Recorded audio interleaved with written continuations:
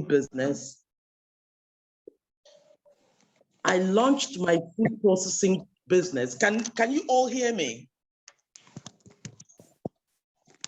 Hello, yes, can everybody hear me? Yes, we can. Okay. Yes, I can All hear right. you. So I launched my food processing business in 2014 and then actually took off in real sense in 2016. And I took off with one flagship product called the instant plantain flour. Yes, I'm sure people will be like, what's the thing about plantain flour? Anybody can make plantain flour. Yes. There is a noise on the background. Please, can everybody mute their mic?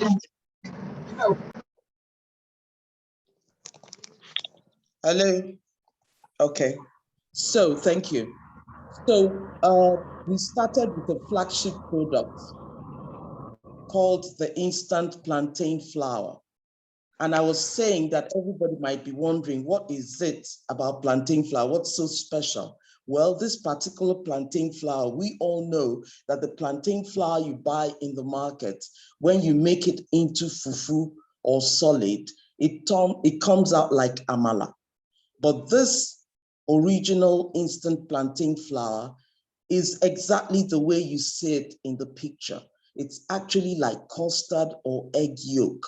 And that is because it goes through a natural, blanched and pre-cooked process before it goes into the dryer. So let me not bore you with that. So I started with that, and that was the only instant plantain flour in the market and still is. So we started to want to enter the market. So the first market we entered was Spa. But before I got into Spa, and I'll tell you why this networking is very important and social media. When people get to know your product and you share samples of your products, they try it and they sell it for you. So somebody actually tried my product in the UK and introduced it to a friend of hers that exports from Nigeria. So the Uncle Kunle comes to Nigeria, loads his container load of things, and inside that container was my plantain flour. So he took it to the UK and tried selling it, and he made a lot of money. And that's how come the export started to the UK. So that was not intentional. So I did not wake up one morning and did a business plan and say that I'm now going to start exporting. So this is real life. This is Amede's experience. So it started by somebody who lives in the UK buying my products and shipping it to the UK by himself and selling it in the UK market. That was my first export experience. Now, in 2017, we succeeded in placing our products into Spa. So my plantain flour was now on the shelves of Spa, the supermarket. And people now come and shop in Spa. So one of the people that bought my products from Spa lived in the US. So he bought it, tried it, loved it, and now called me and said he needed 20 cartons. So I sold 20 cartons to him, and I thought that was the end. I didn't know he was taking it to the US to sample it. And that was exactly how my products now started going to the US. So they placed their first container, partial container load in 2017. And that was the first US order I got. And I'm going to tell you that's where I got the basic documents that you need in order to do your export sale. So I got the order in June, and this order was delivered. Hello, there's noise in the background.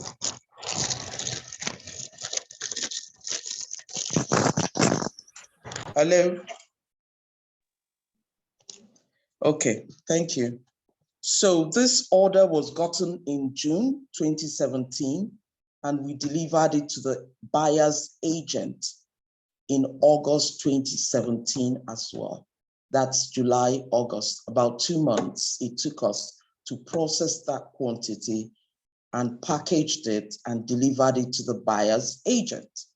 And when we delivered it to the buyer's agent, the buyer paid the shipping company directly for local handling and processing charges, as well as insurance and freight.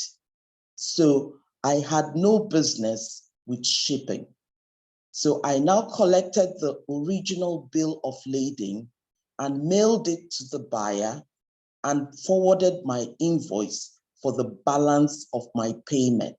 And I received it in dollars into my DOM account.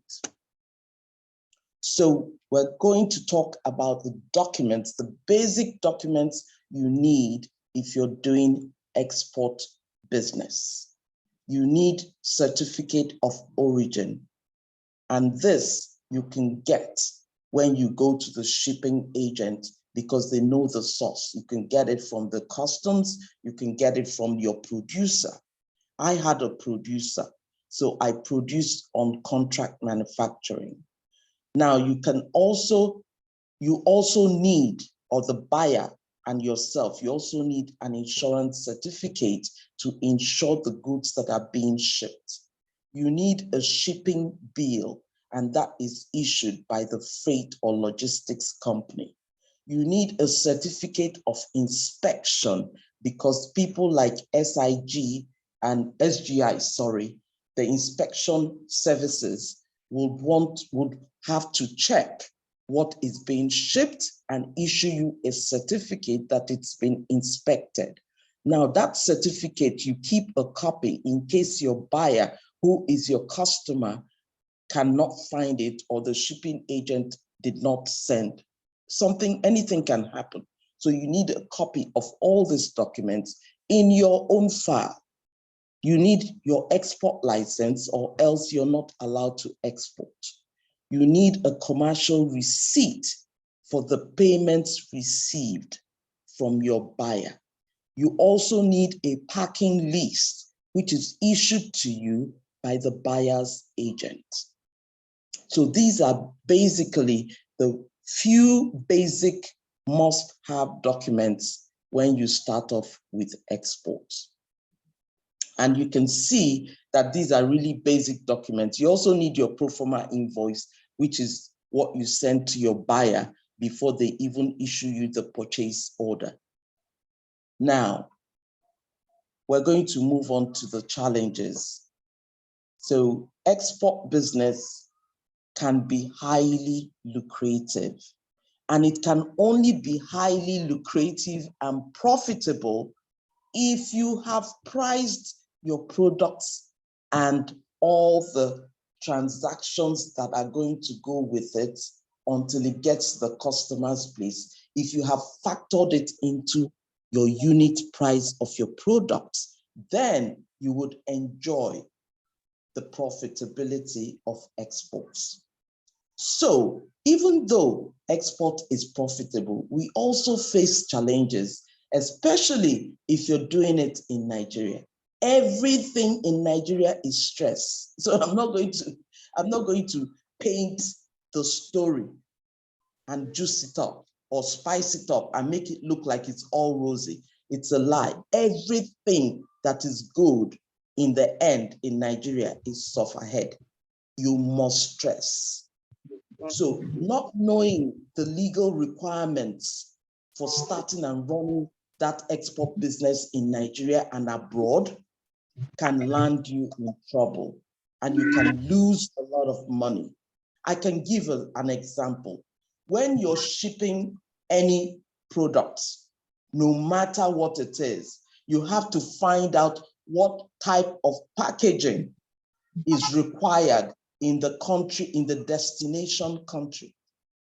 In a lot of African countries, you package smoked fish. This is life. Somebody lost a container load of fish. because they did not put in the right package that was required in Kenya. So you have to be able to do your market research, find out what is allowed and what is not allowed, because if you pack it in the same package that you can sell it in Nigeria, it may not be acceptable in the foreign country. So you need to do your market research. You need to have an export license in order to be able to export. You also need to have some form of working capital. And if you don't have any amount of money, you have to now negotiate to get some advance payment like I did. I didn't have enough money, and I told them I didn't have money to meet their requests because they needed different size packaging from what I had. I only had 1 kilogram plantain flour in the market. They wanted 2 kilograms and 5 kilograms. And they also wanted me to change the label to write some things at the back to include their name. So that was a whole different package that had to be renegotiated. So I had to build them for new packaging just to meet their demands, and they paid for it. So you also need to secure your contracts, because this can also land you in trouble if it's not clear. So you have to read your contracts, and if you don't understand it, please involve a lawyer. We all need legal advice in everything we do in business. Bounce it off your friends, and that is why it's good to join networks, join associations, so that you can actually post on the platform or group platform. Please, is there any lawyer in the house? Is there anybody that knows a lawyer I can talk to? Please, I need to ask a question. Somebody will give you a contact. There is also the challenge of unreliable suppliers. Maybe you've told your buyer that you're going to deliver to the agent at the end of June. And then a week before the end of June, the packaging company has not delivered the packages. That's already a delay. So in export business, you're not 100% in control because you're not the one doing everything. So we have to factor in all those things when we are making our contract, when we are drafting our contract with the buyer, especially foreign buyers. Then you also have to obtain from the foreign buyer a connection to their own agent, so that anything that happens, you can liaise with their agent on the other side. Now, there is also, I'm on the slide on challenges. So you're also going to have to deal with the challenges of unstable exchange rates. The exchange rates, we all know, can change, and you're selling in dollar. You priced your product when the exchange rate was 400. By the time you are shipping, the exchange rate turns to 700. What's going to happen? That is a question that I want somebody to answer at the end of the think about it. What do you do? Because it has happened already, but I need to hear from everybody. What would you do if at the time of shipping, the exchange rates change and it affects your pricing and you're actually going to have to do that at a loss? What do you do? So let everybody think of the answer, and then we will get the answers at the end. Now I'm going to share the benefits of export business. The benefits of export business, when it is done well, exceeds the challenges. It can compensate for the challenges if it is done well. But you will never enjoy the benefits if you have too many problems in the first place. you can actually get frustrated and say you're not doing again. And I have a lot of friends that have said they're not doing again. They've gotten their fingers burnt. It's because you didn't put everything in place. So some of the benefits of export business is that you can start small, depending on the type of products that you're shipping. We even advise people to start with a small quantity and test. They can test the process. And then another benefit is that you earn in dollars. I had to open a DOM account, and that was where my proceeds went into. And now there's a lot of government support and institutional support. The Exim Bank, for example, supports people that are into exports. So we have a few government institutions and financial institutions that support export business. And then also the best of it all is that it's profitable if well priced. So now the reason why we're here today is for me to actually share the lessons that I learned. The lessons that I learned in the journey and on my mission with export business. So the first lesson is that you need a registered business and a brand name. Now, if you need a registered business and your business is registered, if your business is not registered, then you need another person's registered business and brand. Then you can also have your brand name, but you don't have a registered business. So you can use another person who is a contract manufacturer that will produce and ship for you in their own registered business name and license, but in your brand name. It can be done, and it is being done. You can also ride on the back of an existing exporter. Just like I shared with you, my first export was on an existing exporter. So my goods left the country without me being the one processing it. So you can do that via contract manufacturing. You can do that via white labeling. You can do that by, selling your product to somebody who is already exporting. And that's because you want to test it and see whether it's something you need to go ahead and register a business for.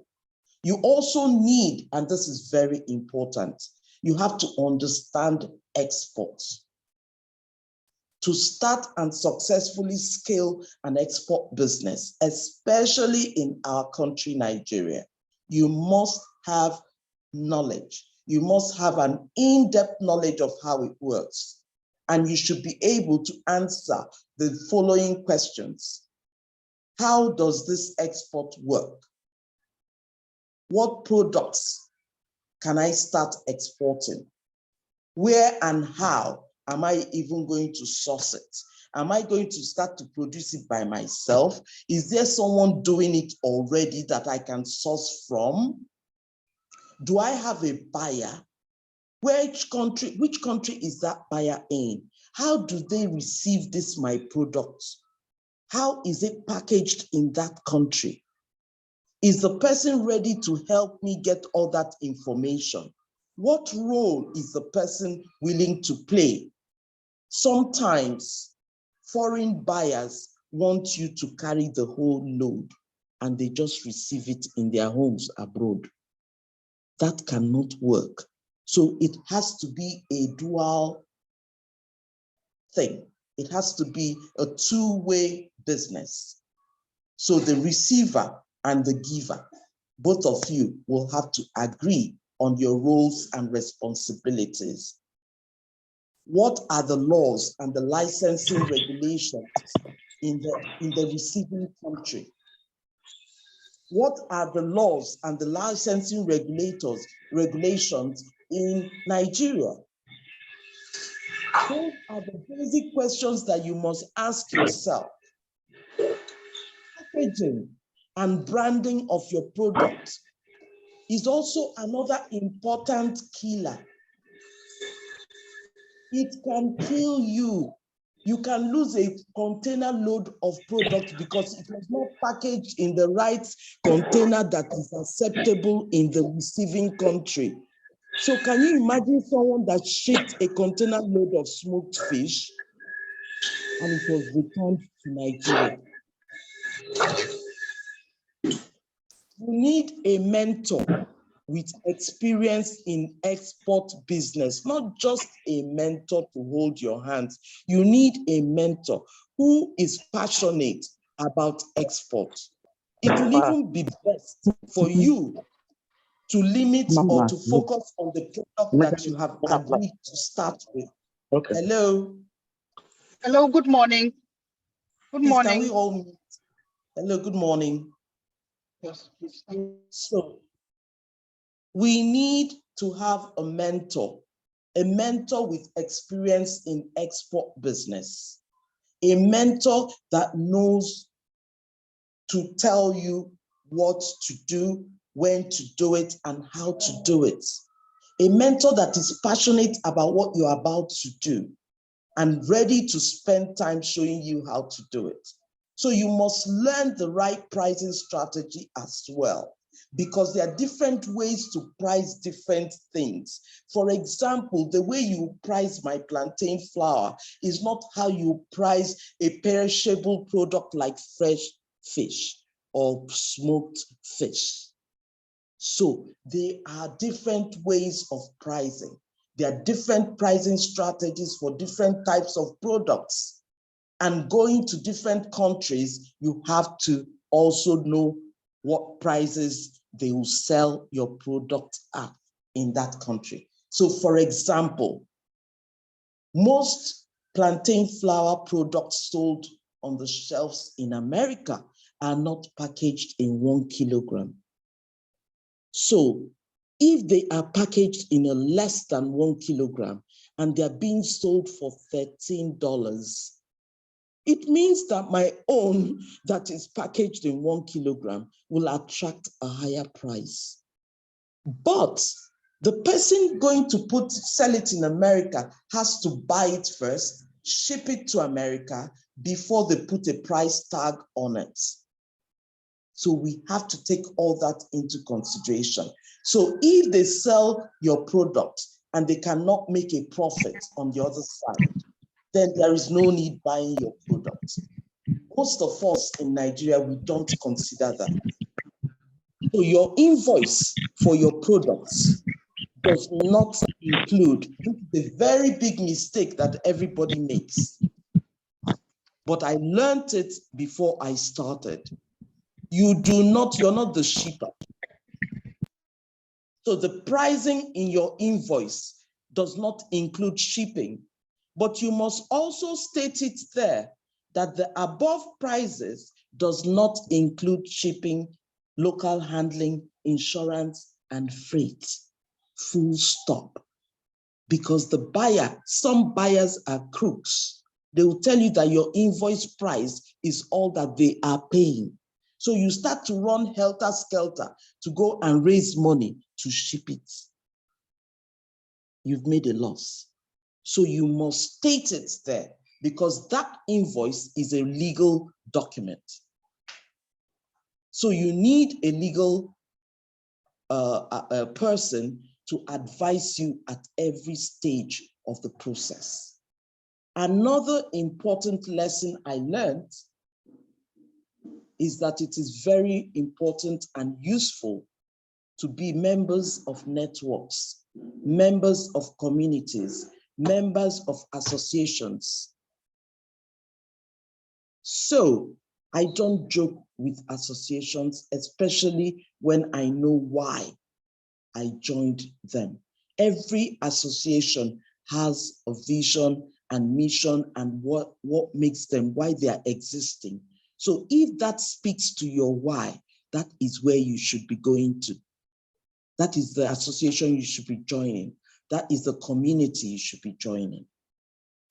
So that brings me to a summary and a conclusion of this presentation. So in summary, we have said that export business, yes, is lucrative. but you have to know. You have to know what products to start with.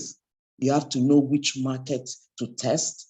I don't understand why people think it's only Europe and America that is the export market. Ghana is an export market. Cotonou is export. Benin is export. Any country that is not Nigeria is export. So it must not be America. It must not be Europe. Liberia, they take products from Nigeria. Cotonou, c'est la même chose, same thing. So always get your buyers first. Don't go and produce anything, whether it's local market or foreign market. You don't need to do the products first, because as a businesswoman, you're expected to be solving a problem. You're not buying and selling. You are solving a problem. So your main question should be, what problem needs to be solved with any product abroad? A lot of people call me and say, please, do you know where I can sell my cassava? I'm like, which cassava? I planted 20 hectares of cassava. I said, who told you in the first place before planting that they needed the 20 hectares? They're like, hey, but everybody buys. Okay, so go and sell to them. Then you don't need help. So we need to find the buyer first. You need to know what the problem is first before you know the solution. And that solution is your product. So you choose the country of your interest, and you must find a contact person there. You must have somebody there. You must have a dealer or an agent or a buyer or distributor that is conversant in that country and deal with your type of product. Now, you must also state the quality of your product and the quantity you want to start with. Do you want to be known for products for the masses, for cheap products like China? Or do you want to be known for a premium product that when people see it, they're like, sorry, I must buy this. This is what I need. I can trust this quality. So you must also agree on a mode of payment, because there are lots of scammers now in the world. It's not about Nigeria now. And you don't know where the person is coming from. And with the internet, you really can't even tell if the person is speaking to you from Nigeria and they say they are abroad, because everybody can stay in Nigeria and have a US number. I have a US number, but I'm speaking to you from my Nigerian number. So I can use my US number and you think I'm based in the US. So you need to agree on a mode of payment. My own mode of payment is an advance payment, 70 to 80% advance payment, which is what you actually use to process the products and ship and deliver to the agent. And then the balance is when the buyer receives their original bill of lading. You now submit your invoice for the balance of your payment. All this must already be agreed upon before accepting it and before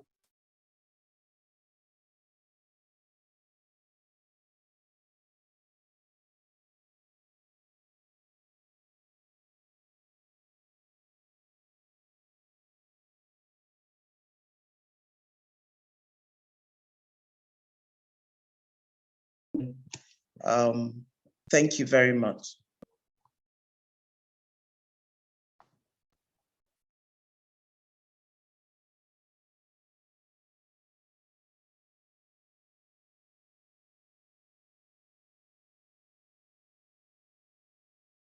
Okay. Okay, so like I had earlier said, I'm in a very noisy environment, but however, I believe that we've picked up one or two things from all that has been said so far. So for me, some They of the can start lessons by that answering the question. yes, yes. So I mean, I had shared some question or a question that she had mentioned. I'm going to stop sharing the slide soon, but our facilitator had said, okay, yes. So she had asked a question. Now, what do you do when at the end of your shipping, the exchange rate changes? So, I mean, you can unmute yourself, just ask to unmute and then we'll go ahead and take your opinion. Okay, so I have one question. Let's get responses first. What do you do when at the end of your shipping, the exchange rate changes? What do you do? Do we have anybody wanting to try to respond to that? At the end of your shipping, the exchange rate changes. Okay, so while we wait for respondents, part of the things that she had said was networking is important. I like the fact when she talked about pricing. Set your price, speak to people, find a mentor, already passionate about what business. So if you don't have that, I think that you can try find a mentor who is passionate about export business. Okay, so we have two hands raised, so I'm going to ask you to unmute. So Jahon, I think you can unmute yourself, Mr. Jahon. Please unmute yourself, and then if you want to respond to our question, you can go ahead. Good morning, everyone. Good morning. Sorry, I have a noise on the background. I apologize for that. So I was assuming that all the orders will come in foreign currency. So if the exchange rates change, as we know in Nigeria, usually it's the naira that goes down, the dollar or euro or pounds having a greater value. So I assume I will be getting more naira, not losing naira, but I don't know. I hope the facilitator will clarify that. Thank you. Okay, so before we take any other questions, our facilitator would like to respond to that. Yes, I would love to respond to that. Okay, so a typical example is that today, the exchange rate, and please mind you that when you're pricing in dollars, you must use the black market rate, because the black market rate, for example, is $7.50 to $1. The bank rate is $4.60 to $1. So if you use the bank rate to price your products, you will get the equivalent of 400 and something. So I'm saying that if you price your product using 750, for example, and the exchange rate goes up to 900, you used 750. Don't forget, you did not use 900. So I'm saying that you have already shot yourself the difference between 750 and 900 in your pricing.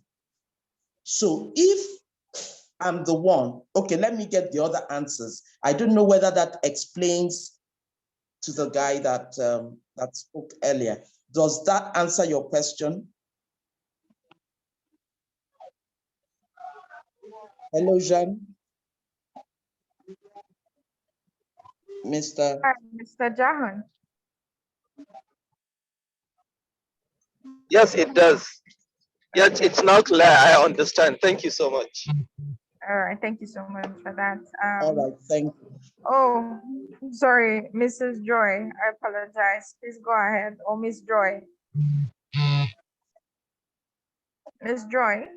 Okay, just morning. Good morning, everyone. And before I attempt an answer, I want to really thank the madam. I hope to get your name very well, and I look forward to reaching out after now. It's been very illuminating, and yeah, there'll be a lot more questions to ask of the camera, but let me attempt. Like the first speaker said, my first instinct was we are selling in dollars. Why would it affect us? But your explanation also throws more light to it. What crosses my mind immediately is not the profit I'm going to make, is the contract I have that I don't know whether there's any solution, but the contract I have is that I will have agreed at a fee, and I'm obliged to fulfilling that contract. And I'm going to do that contract. And going forward is what I will pay my attention to. I'm going to add some proviso to going forward, in which case I could make it clear that whilst in the course of our transaction, the exchange rate changes, please, we will work with whatever exchange rate is prevalent in my market. That's just what I would say, pending your advice. Thank you. Very correct, madam. And thank you very much for your understanding. Yes, if you're doing from the onset, you have to state it in your agreement or your contract or your pro forma that please note that this pricing is valid until X. Every pro forma invoice or pricing or quotation has a validity, after which if the customer does not place an order, those prices are no longer valid. That's number one. Then number two, there must be a clause that if in the process of processing this order, exchange rate fluctuation changes, please note that both parties will have to review the prices. You can have that. Ask a lawyer. There is a way they include it in your contract to protect both parties. Now, maybe your order is also bulky and the mode of payment is the bill of lading, is the bank guarantee or letter of credit. Now, if you're doing letter of credit or BGs, that's for bank guarantee, then it means that there are financial institutions involved. So you must use their lawyer as well. So you see, export can be deep, it can be broad, and it can be simple, depending on where you want to start playing with. I started from the simple part because I don't have the lever. So I handle what I can cope with. So that is why I'm able to do the ones that I can handle. So I think you're in the right order to have detected the areas where you're at fault. And actually, I think you can even still talk to a lawyer at this stage to find out whether there is still a way of repairing the damage that you have discovered or observed. Thank you. Thank you so much, Mrs. Achingele. Okay, so we had one question here, which I'm going to read. And I believe that we can feel free to ask our questions. If you have any questions, please just show by raise of hand that you want to ask a question. But while we wait for people to, add their questions, someone says, is our facilitator open to being his mentor? So we have Olukayode Akinlabi. He's asking if Mrs. Achingele, if you're open to being his mentor, as you are quite experienced. So the question is for you, ma'am. Well, I can say yes and no, but because I'll need to find out the level that he's in and what the mentorship relationship will involve so that I'll know whether it's something I can spare time for. Because I like to do things to be done well as against doing it half and half. Okay, so Olukayode, do you want to speak? Do you have anything that you want to share with our facilitator while she's here and asking of your level? So it would be for your own good to just, to seal this deal. Mr. Akinlabi? Okay. Good morning, everybody. Good morning. Yes, I'm Akinabi. I'm the one that asked the question. I'm just a novice in the area of exports, and I'm a startup, so to say. So I want to, if she's open to to be my mentor, I would like to share from a wealth of experience on how little one can start and what I can start with. You know, the previous, I am privileged to be a participant in the previous class we had here last month. And that was what opened my eyes to export business. So I've been making my research into products that I can do. But now, from what she said, I could pick that even before the product, you have to have the market. And it doesn't really have to start from US, UK exports. You can start from neighboring African countries, which can be cheaper, which can you can learn from Europe. You can learn from starting with one or two and joining organizations and the like. So that's really what I want to. It's not as if I have a product specifically now or that I have a specific buyer. It's just that I want to. I'm still researching into what to do and how to start and where it is. So that's the position I am. Okay, thank Okay, you so much. I can guide you and lead you to the people that you can work with. So you can contact me after the training.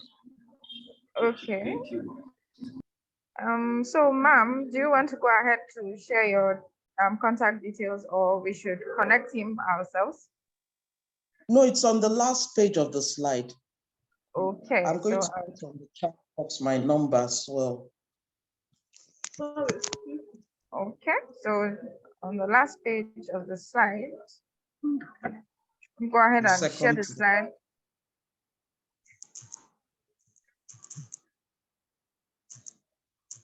Okay, so that's the last page. So you can go ahead and get the information that you need. So Miss Joy, I'm going to ask you to unmute. I don't know if you want to ask another question or if it was previous from the previous time. So I'm just going to ask you to unmute. Miss Joy. Hello. Hello. Hello.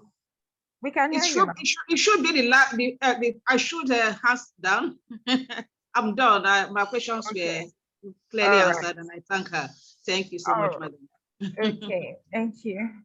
Okay, so do we have any more questions? Do we have anyone with questions to ask Mrs. Achingile?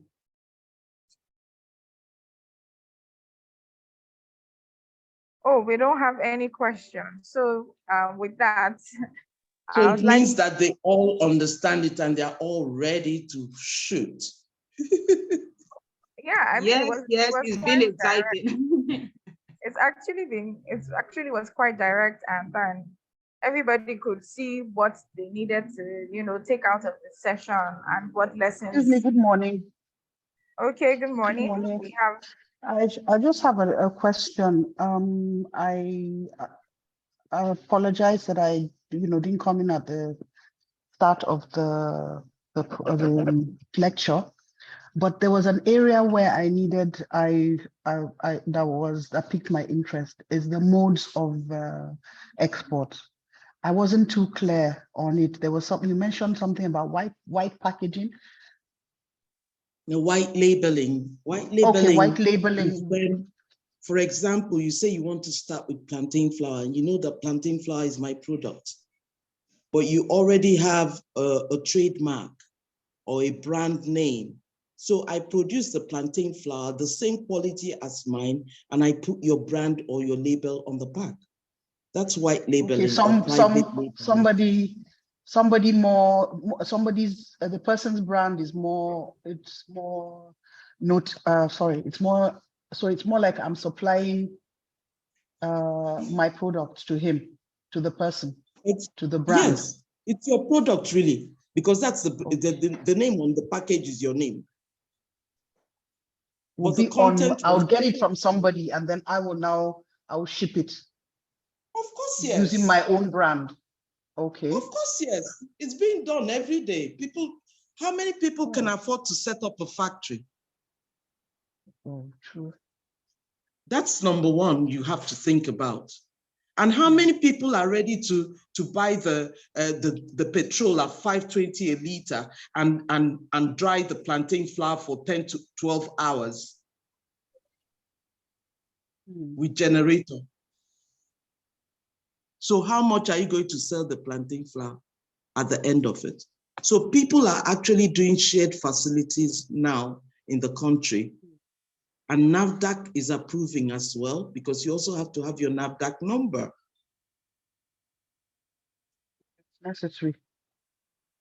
So it is things To cut that costs. business, you have to, yes, to cut costs. So that's why it's good to join networks. It's good to do shared facilities. It's good to know who is doing what and ask them how they are coping.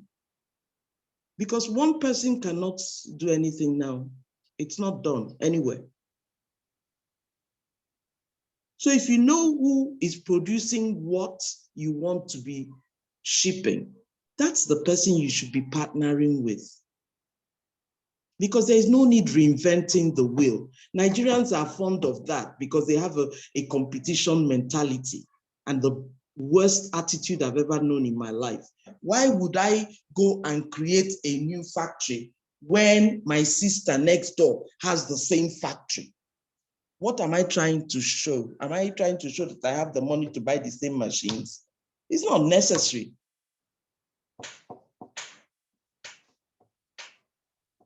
Okay, so Mrs. Jimita, Miss Jimita, who is our executive director, I believe that your questions have been answered. So Yes, okay, thank you very much. All right, ma'am. So before I go to Mr. Shuaibu, let me just read out a comment here before we have Mr. Shuaibu ask his question. It says, explain to us where to continuously get buyers and not a one-time thing. So Mrs. Achingele, If the person heard what I said that you don't need, for you to succeed in export business, you have to know the market. You have to know the market. You're not just doing a one-timer. So it's going to be a one-time if you're producing products first and now looking for buyer. No, you have to find the markets, find an agent in that country. So it becomes a regular thing. So it becomes part of your business. So it becomes an export business. So export business is not when you sell to Uncle Kunle today, and then you don't see Uncle Kunle again next month. And then maybe next year or 2 years after, Uncle Kunle will come again and buy. No, that is not the export business I'm talking about. That's why I said, I started with my own experience. And I said that the lessons learned is that you must find your market in that foreign market. You must also find out how should that product be packaged? What products do they need? You're meant to be solving a problem and not buying and selling.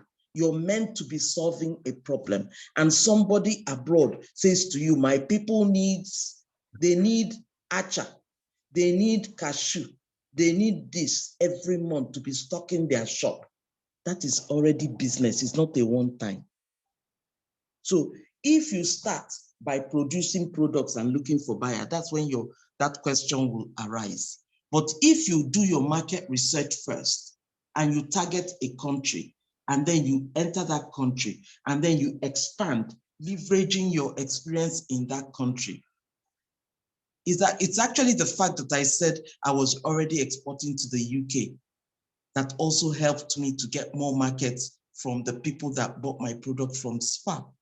I now got more markets in America because I said I already had my products in the UK. Once you enter one market, you can leverage on that experience to expand and to broaden your scope. So I hope that answers your question. So there is no one particular place that you can continuously be getting buyers. So which type of buyers are you looking for? So it must start by you researching the markets that you want to enter. So it's not about where to be getting consistent buyers. So if we want to do this well as a business, then we should do it well and not just looking for where to get consistent buyers. Buyers of what? There are thousands and millions of products that are exportable from Nigeria. Thank you. Okay, thank you so much for that. I hope that answers your question to Benson. I hope that answered your question. So we go to Mr. Schreiber. I'm going to ask you to unmute. You can go ahead, Mr. Schreiber, and ask your question. Okay, thank you very much. Good afternoon, everyone. My question or my thinking is that I want to start export, but not directly. I'm based in Jigawa State, and there are some agricultural products that, to my knowledge, have been exported. For example, sesame, hibiscus flower, for example. So I don't know that the facilitator can assist me, for example, to get connected with an exporter already, for example, in Kano, whereby that exporter can be my mentor, and then I can, start through him.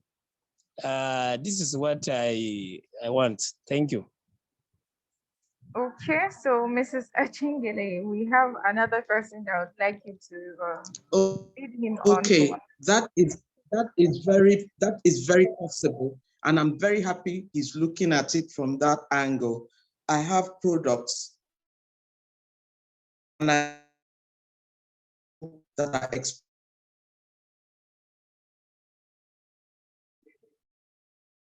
Hello, Mrs. and I'm Achingele. also aware that Okay, there are so some Mrs. people Achingele, I think we lost you in for the a north. bit. Can you hear me? Yes, we lost Can you hear for me? a bit. We lost you for a bit. Yes. So could you go back and just? Okay, can you hear me now? Yes, we can. Okay, I was saying that I'm happy he came up with that question, that is a good way to start. So he has the products in Jigawa and he needs an exporter that can mentor him and also take the products off of him. And I'm saying that that's a good way to start. So we can share that information on the networks that we belong to in the North so that anybody dealing with hibiscus and what's the second product, please? Sesame. Okay. Sesame seeds. Sesame seeds. Okay. Yeah, okay. All right. So we'll look for buyers or exporters of sesame seed and hibiscus in the North, and we'll link you up. I'll do that through Tarihan. Okay. So Mr. Schreiber. Okay, so we have Johan. Johan from Jigawa says that he would like both of you to connect, but while you're at it, you have Mrs. Achingele's email on the chat box, so you can do well to just copy it so that you can send her an email. So Mr. Kayode and Mr. Shuaibu. Okay, I think Mr. Shuaibu. Okay, Mr. Shuaibu is still on here. Please go ahead to copy her email and then send her a message, but then you can connect with us via our different platforms. Just drop your email. Mr. Shuaibu, please kindly go ahead and drop your email so that yes, I have already done that. Thank you so much. Go ahead and connect you. So, so if we have any further, okay, so we have somebody that wants to connect with you too, Mr. Shuaibu. His name is Mamun Jahun. Okay, yes. So please, you can copy his mail and then go ahead to also send him a message. Oh, okay. Thank you. Yes. All right. So, ladies and gentlemen, I don't know if we have any more questions, but I want us to remember certain things that Mrs. Achingele has said here. She says, always get your buyer first. Like that point struck me. She says, before launching into your business, aside from doing your research, part of your research should be finding the buyer. Mrs. Achingele, I hope I'm right, says, your product is to solve a problem. So whatever You're you very have to look into the markets, think of what problem your product can solve. Don't just go ahead and just create a product so that you're not looking for off-takers, you're not looking for buyers, but you already have your strategy and your research is done, and then you know what you're going to go ahead to. And I like the fact when she said, find a mentor that is passionate about export business. Don't just, have mentors in other areas, but if you want to go into exports, find someone that's passionate about export business. Then when she talked about pricing, and then you know what your invoice should entail. I have all this shared to you, but she was very explicit when she says your invoice should state what it covers and what you're not going to cover, because it's also a legal document. So you're not going back and forth and then you don't suffer losses when you do your business. Okay, so ladies and gentlemen. Okay, Neka, Yes, ma'am. there's a question by Christabel in Lubisi Okay. on the chat. Maybe you could ask that. Okay, so yes, we have Christabel in the BC, and then she says, please, in the contract manufacturing, does the name and address of the producer have to be on the label also? So Mrs. Achingele, we have a question. It says, please, on the contract manufacturing, does the name / address of the producer have to be on the label also? Yes and no, because the main requests, there are 2 yeses and there are 2 nos. Yes, in the sense that if that product is going to be sold in Nigeria and you need your NAFDAC number to have it in the shelves of supermarkets, yes, of course, the name and address of the producer. It says produced by NECA for Ijoma and the address. So you must have it. If you look at a lot of products that are also produced abroad, you will see produced by this company and distributed or marketed by another. Some even say produced by or manufactured by and distributed and marketed by. Some will tell you packaged and marketed or distributed by. So it is not a rocket science. It's not different. So it depends on what your buyer wants. If your buyer does not mind, like my own buyer wanted me to add marketed and distributed in Texas by them. And I added it because they were the first people to ship to that state in the US. They did not say marketed and distributed in the US by them because they are not the sole distributors. So it was agreed and I did it. So it depends on what your buyer accepts that is also acceptable in Nigeria, because don't forget that you're shipping from Nigeria. So the 2, that's why I said to you, you have to check out the regulations and requirements of both sides, and they must balance, or else there'll be trouble. So the answer is yes and no. It depends on what the buyer wants to see. One of the products that I shipped once out of Ghana, the buyer in the US did not want to see Ghana.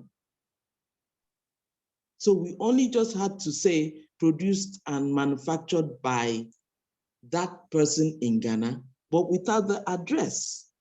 And they saw the Nigeria address. So there are different ways of tackling that, because that particular one was on a special order. So it did it, and it was exported from Ghana. So I didn't have any issues with NAFDAC. Thank you. Thank you so much. So we have another I hope person. that answers Madam Christabel's question. Madam Christabel, does that answer your question? Yes, it does. And Okay, thank you good. so much. And if you're interested in contract manufacturing, please let me know, because that's all I do. That's how I produce. I don't own a factory anymore. Okay, ma. Thank you. And there is a Alright. template for contract manufacturing. There is a Okay. legal template for it. Okay, ma. Thank Okay. you. Okay, so Madam Christabel, you can do well to link up with Mrs. Achingele. Her email is already on the chat box, so you can go ahead to pick it up. So I will. ladies and Appreciate. okay, thank you so much, ma'am. Thank you. So as I had said earlier, kindly drop your emails so that we can share today's recording and slide. Mr. B or Mrs. B, yes, I've gotten your email, so you'll get today's recording, get today's slide, everything that has to do with today's session. So do we have any more questions, or can we call it a day? Because to me, this has been quite simple, but very direct. I mean, I believe that we've picked up a lot. You know that you have to network. You know that it's good to join an association. You know that it's good to set your price. You know, she also mentioned, like I said before, getting a mentor, doing your research. So if we don't have any, do we have any more questions before I, thank our facilitator? Okay, so I'll go ahead to say thank you, Mrs. Amede Achingele, for taking time out of your schedule. I can only imagine what your day would look like, but we are so glad that you have, taken this time to just tell us lessons learned from experts. And I mean, the really good was really brief, but it was really direct. And then everybody should know, okay, this is the lesson I'm taking from today. These are some of the lessons that I can take from how to start my export business. And then I also want to say thank you for all the people that you have, promised to at least mentor for for through their export journey, at least just to them take off and start one or two. So before I conclude, I don't know if our ED, Miss Amina Jimeta, would like to say a couple of words, and then we would end today's session.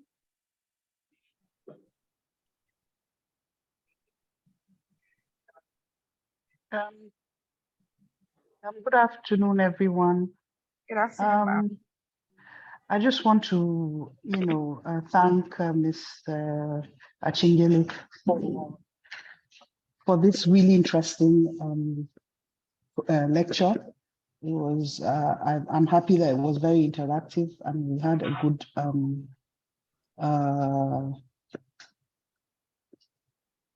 we had a lot of participants interested in exporting their goods. We also, like Neka said, we would like to appreciate you, your willingness to work with people that have shown interest, so that you show them the way to, so to speak. Thank you very much once again. Okay, thank you Thank so you. much, ma'am. Thank you very much. Thank you very much, everybody, and thank you for the opportunity. I'm really very grateful. I like to exchange ideas and stuff like that. Thank you very much. Thank you so much, ma'am, and thank you everyone for joining today's hangout. So with this, we'll come to the end of today's session. Do well to make sure you pick up the lessons and then work with it. We want to see everybody here at least doing one export business in years to come. We want to hear that, oh, I joined Tarihan session and then I started my export business, or I joined Tarihan session and I learned this lesson or that lesson about export markets. So with that, we've come to the end of today's session. For everyone that has dropped their emails, you get to hear from us. And your in the mail that we'll be sending you, send your contact details and how you can follow us on social media for our next hangout. This quarter we talked about export business. It was just about export business. We started this from April. So today, this session is the last session on the topic of exports. But from next session, we would share with you. Yes, we have our social media handle. Once you drop your mail, we'll send it to you. It's Tarihan Integrated Services, on Instagram. So that's our major social media handle that we actually follow through, is Tarihan Integrated Services on Instagram. So you can do well to follow us, but we'll share this also in the mails and our email handles that you can send us messages on. And for those that want us to connect you at some point with Ms. Achingel, you can drop your mails through so we can connect you at different times.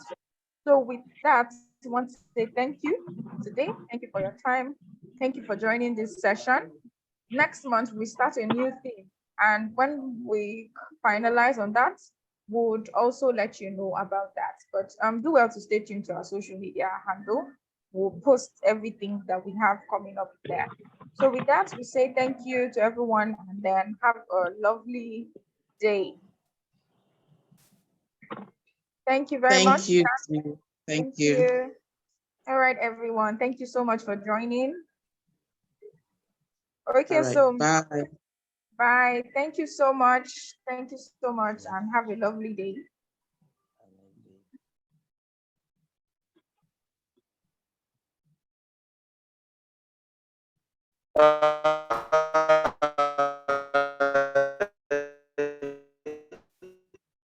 So yes, we've come to the end. You can leave. Thank you so much. Please drop your emails. Thank you. Bye. Bye. Please drop your emails if you haven't.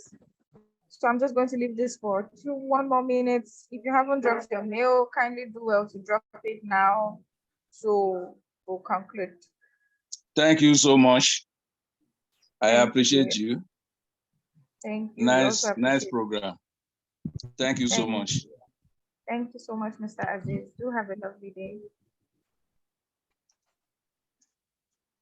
Kindly drop your mails if you haven't, please, so that we can get to this slide. Drop your emails in the chat box because I'll be ending this call in the next few seconds.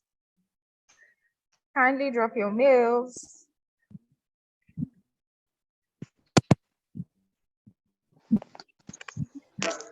Thank you, Mr. Khaled. So, all right, that's it for us. Do have a lovely day and bye.